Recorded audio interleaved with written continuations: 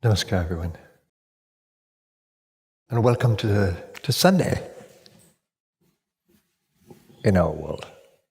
Let's talk about what I want to say today. This morning, as I contemplated speaking to you, my mind ran on the condition of the world. I guess it's my birthday coming up, birth anniversary of the body, and I'll be 68 years on the planet, in this body. My intention is to live the longest health span and to do everything. I'm really into the latest research on gut health, on restricted eating, intermittent fasting.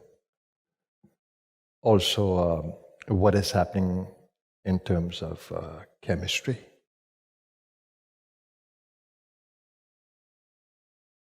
And what affects longevity, lifespan, health span, lifespan. And the latest research is I'm one for research, I'm one for learning everything there is to know, because it confirms the things that I know and believe in. But let's talk about what I want to say today, and that's the condition of the world. When I look at the world, I can't but see the truth of the yugas and see how much the philosophy of the yugas are relevant to what's happening in the world today. Let's take a worldview. Any field you want to take, it shows up the same thing. Let's take the field of education, for example. We have been caught in colonial systems, servitude. We are packed away and sent to schools as soon as we know ourselves. We are taught in a regimented way, and we are taught to live in a capitalist society, profit-making. You work to make a profit. You learn how to work. You pick up a field of work, profession. You're graded by that. You're taught along those lines. Oh, amazing.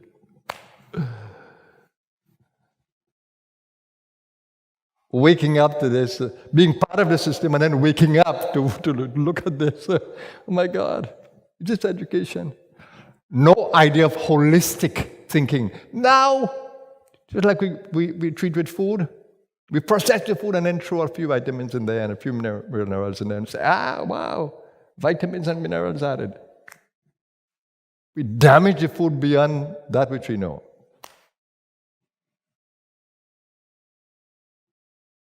The same with education.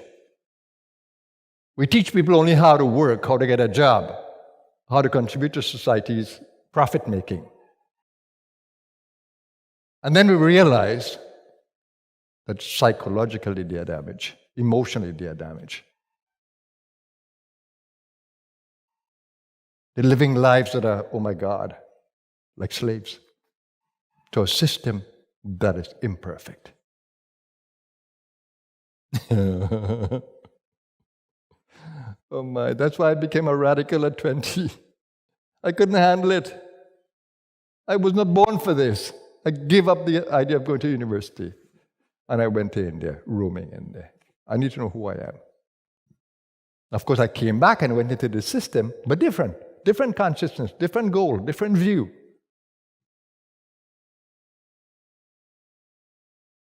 I used the system then, and didn't let the system use me. My mentality wasn't of the system. Because at 39, I left beautiful career, wonderful job. And that was not important. This is important. Teaching people about life, about knowing themselves, about developing themselves holistically, of learning what lies beyond the body, learning to tap into the bioenergy systems that we have. Now, all the modern research are tying into what I know. But it's a road less traveled. There is a lot to lament about when it comes to the education system. It's, oh my God, it's a pits. And we are still caught in it, recognizing only the diplomas and degrees from the universities. Not from the age and experience, not from the wisdom of life itself. The schools, the imperfect schools. It's not going to change so quickly because it requires a radical shift in consciousness. Now, do you see what I mean? And let's take, which one? Medicine. We are into crude medicine, chemotherapy. Destroy the whole immune system. Complete. So we not only kill the cancer cells, but we kill the other immune system cells too. How intelligent is that? And anybody who finds a cure, if it's plant-based, if it's fasting-based, no.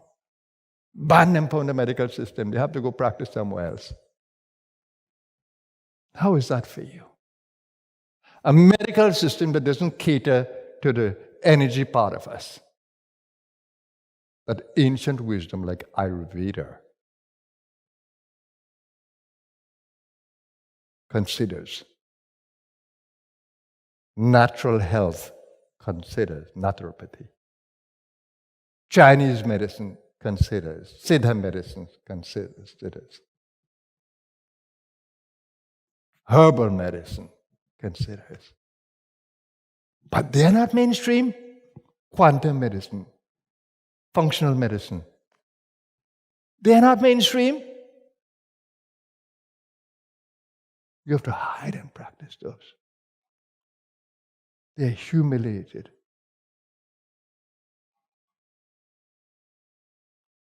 Need I say more? Only one anatomy we know. The crude one. Human physiology, the animal physiology. Nothing to do with the energy of chakras, of nadis, of meridians. Nothing to do with that. I live my life by chakras, nadis, meridians. Circadian rhythm. Natural medicine. Nature's pharmacy.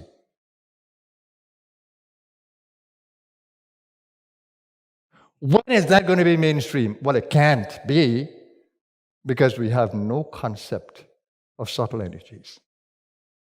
Nor do we have teachers who can teach that effectively. Everybody wants to make a penny. Everybody is practicing their trade to make money. Oh my God, what a world. Let's move on.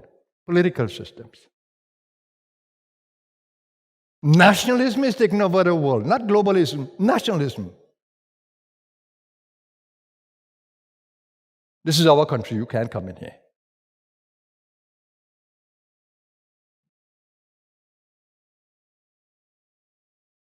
We don't share from the excess that we have. And we promote capitalism to such an extent that a few people in the world have all the money, and the majority have the little. How's that for you? How is that for you? Countries are warring with each other, but that's the social aspect. There's the political aspect. Governance across the world are separate. Promoting so much national consciousness. There's nothing wrong with national consciousness. But what about global consciousness too? We're all human beings on a planet. We don't share. We have enough food in the world. We have enough everything. No equality in sharing. The Blue Star is non-profit, charitable. It's about sharing. My heroes when I was growing up was always those leaders who ruled unselfishly, who would go and learn, and who would treat their subjects in a humane way and like themselves. The greatest leaders are those who treat all like Buddha did and Christ did. Love all, serve all. And the whole idea of leadership is not treating people like servants and slaves, but treating people as you would treat yourself. Leading people in a way that you empower them. You lift them. When is our world going to see that kind of leadership? That kind of governance? It's not anytime soon.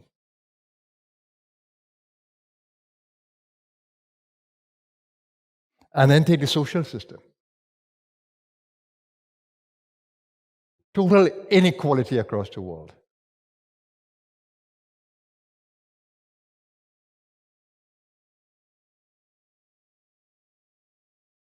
Different classes.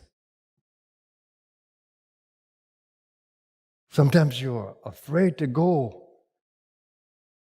into the space of those who so think they're so high. You are of lower class. You're of a different religion, a different race, a different culture, a different class. You're undesirable in this space. Such social inequalities. How is that all for you? Do you see it? Do you feel it?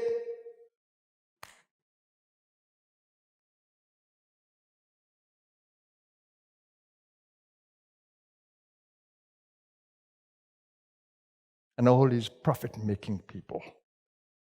Look at the food they sell. All denatured and processed, and half is eating those. You put caffeine in there, you put all the things that would make people want to eat again and again and again and again. And all the jams and juices and jellies to make you want to buy things and eat the wrong things and become obese and all the chronic diseases that we end up with, a leaky gut, bad gut health, affecting the mind, but we don't see it. That what happens in the gut affects the mind. We don't see it. We are not taught it.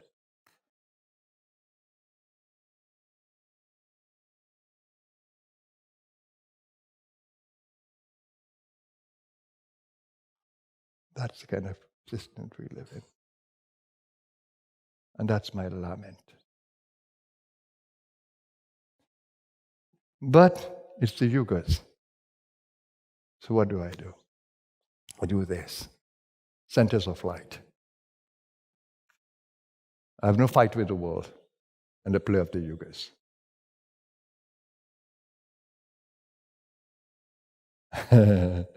But I'm in the creative fortress where we can shield those people of a different consciousness, where we can protect them, and where we can grow the consciousness of the future. Where we can protect those souls of the light that can be the messengers of the future. That's my goal. I don't need to change our world. I need to work with those souls who are ready to inner change and transformation, to be soldiers of a new world. Light workers. That's my goal. That's my goal for the rest of the years that I'll be on this planet. There's no death consciousness in me. Absolutely no death consciousness. I cannot die. I'm not this.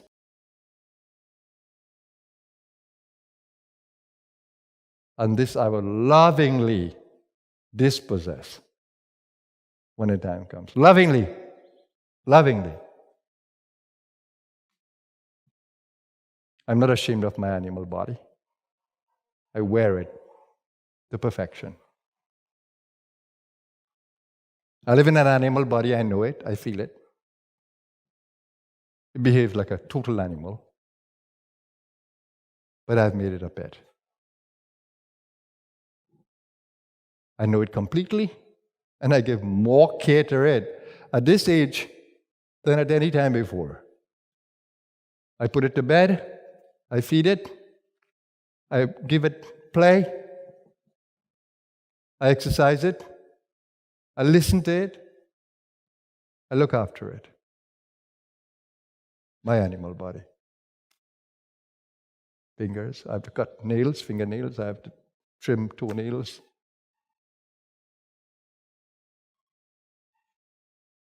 I have to wash the skin. Total animal. When I go to sleep, I have to make sure it's restful in the right way. Because during the day, when I use emotions and I use processing its influence, I have to make sure that I take care of it before I put it to bed. I can't put it to bed stressed in any way. If I did more work than I should have, I ate the wrong food, I didn't drink enough water. No. I tried not to do that. But perchance, whatever it picks up, before I go to bed, I try to change it. Drink enough water, hydrate, distress the body. Sit on my balcony, enjoy the night inside of this. Rest the eyes.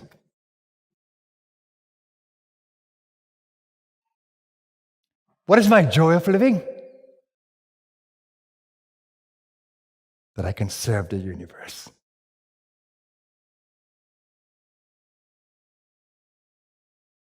That I can ply my trade of waking up souls to the light.